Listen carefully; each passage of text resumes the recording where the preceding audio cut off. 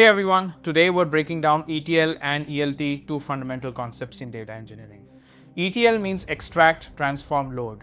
You grab data from a source, clean and reshape it, and then load it into your warehouse. Everything stored is already polished and ready. Think of it like washing your vegetables before putting them in the fridge. ELT flips it, extract, load, transform.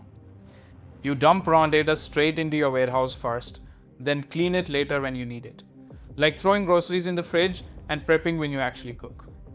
Why did ELT become popular? Because cloud warehouses like Snowflake and BigQuery made storage cheap and compute powerful. No need to clean data before loading when your warehouse can handle it natively. ETL, more control, cleaner warehouse, slower to change. ELT equals faster ingestion, full raw history, transform on demand.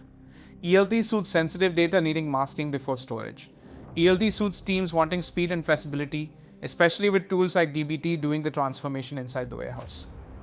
The modern data stack, Fivetran, Snowflake, dbt is basically ELT made easy. One line to remember, ETL cleans before loading. ELT cleans after. See you in the next one.